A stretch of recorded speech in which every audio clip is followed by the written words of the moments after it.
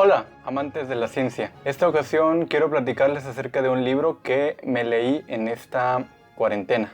Es el libro tan famoso de Thomas Samuel Kuhn, Estructura de las revoluciones científicas. Este libro aportó varias cosas valiosas a la ciencia, de las cuales puedo destacar tres. La primera, en esta obra Thomas Kuhn introduce el término de paradigma, que posteriormente se hace popular y desgraciadamente actualmente se usa indiscriminadamente. Thomas Kuhn lo utiliza en esta obra de dos maneras, una general y una específica, las cuales veremos en esta serie de videos. Número 2. Sugiere una nueva dirección de los estudios sociológicos que hasta esa fecha, a mitad del siglo pasado, no se realizaban estudios sociológicos tan frecuentemente en la ciencia. Es decir, les dice a los sociólogos, oigan, miren, aquí está la comunidad científica. Sería interesante estudiar qué es lo que hace que un grupo de individuos se sienta como parte de una comunidad.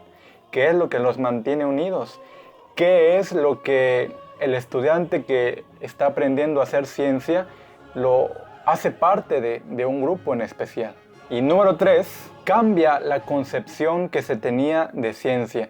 Y pienso que actualmente muchos tienen todavía esa concepción antigua de ciencia, como que la ciencia se dirige hacia la verdad. Y con cada descubrimiento se va acumulando en el conocimiento científico y la ciencia va avanzando de esa manera. Thomas Kuhn dice, no es cierto, la ciencia no se dirige hacia ningún lado, aunque sí ha avanzado. Descubre en los videos cuál es la concepción que Thomas Kuhn tuvo de la ciencia.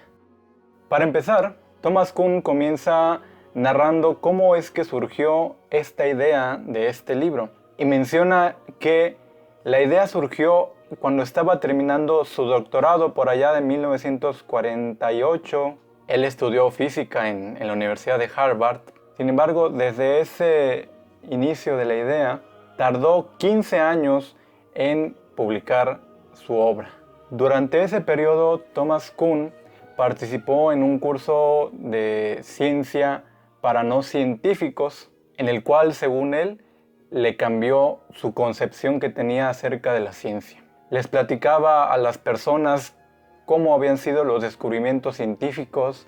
Era un curso experimental y al ser el físico realizaba aquellos experimentos con el péndulo, con un plano inclinado, caída libre, entre otros. Pero él observaba que la ciencia que a través de la historia se veía no era la misma ciencia que le habían enseñado o en la que él había sido formado. Cuando se hacía la pregunta, por ejemplo, ¿cuándo fue descubierto el átomo? ¿Y quién lo descubrió? ¿O cuándo fue descubierto que los planetas giran alrededor del Sol?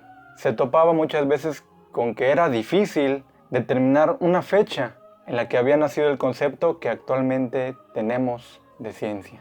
Todo esto le motivó para interesarse y para cambiar de carrera y enfocarse a la historia de la ciencia. Posteriormente entra como becario a un programa que la Universidad de Harvard ofreció, en la que podían tomar cursos de diferentes índoles sin necesidad de obtener un grado. Ese curso se ofreció con el propósito de contrarrestar la excesiva especialización que se lograba con los doctorados.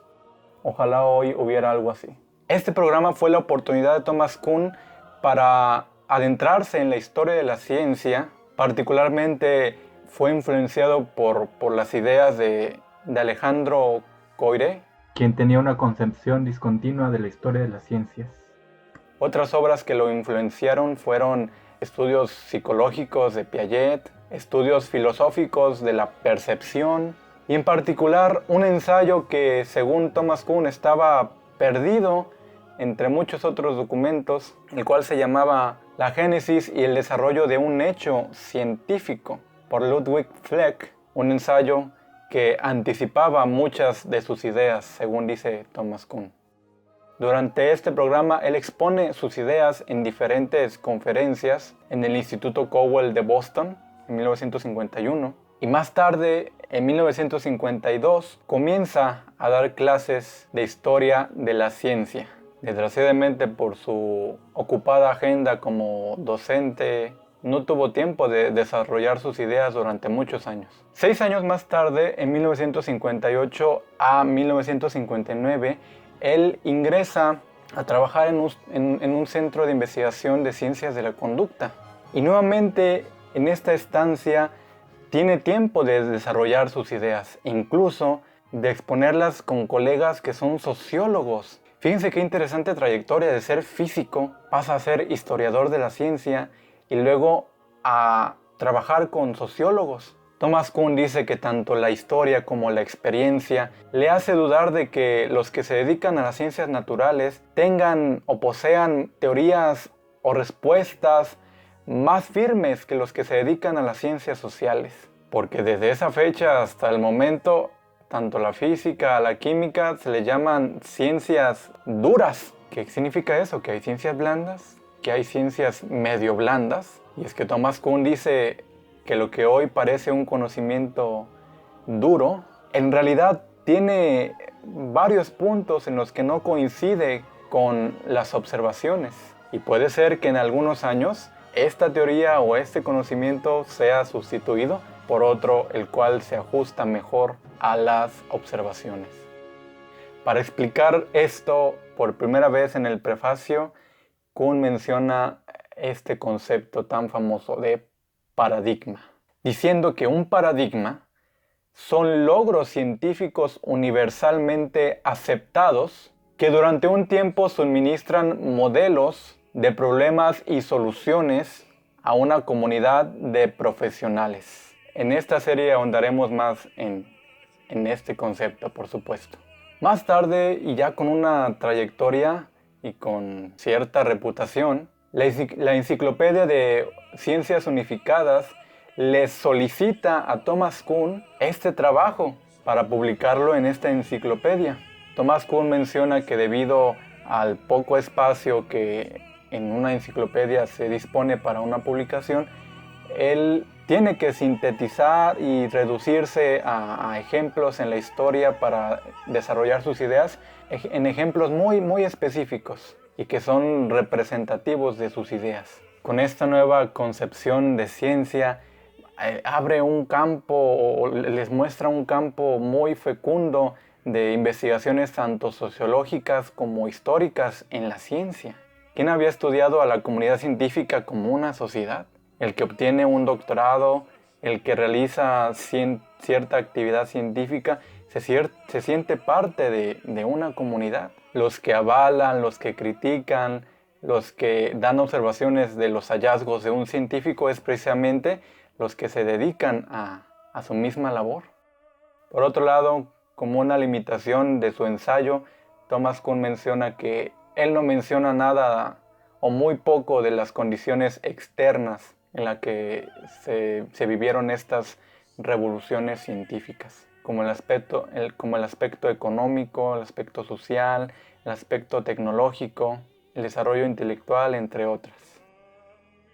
Es muy interesante leer los contemporáneos que dieron observaciones a Thomas Kuhn. Él escribe: tras la redacción de esa versión, muchos otros amigos han echado una mano en su reformulación. Creo que me perdonarán que solo nombre a los 4 cuyas contribuciones resultaron ser más decisivas y de mayor alcance. Se trata de Paul K. Feyerabend, de Berkeley, Ernest Nagel, de Columbia, H. Pierre Noyes, de Lawrence Radiation Laboratory, y mi alumno, John L. Heilbron, que a menudo han trabajado en estrecha colaboración conmigo en la preparación de la versión final para la prensa. He hallado extraordinariamente útiles sus reservas y sugerencias, pero no tengo la menor razón para creer que ni ellos ni los mencionados anteriormente aprueben en su totalidad el manuscrito resultante. Esto es maravilloso. En el siguiente video veremos la introducción. Thomas Kuhn divide su ensayo en 13 secciones, las cuales trataré de parafrasear para contarles ese contenido tan maravilloso. Me encantó, la verdad, mucho este libro. ¡Hasta pronto!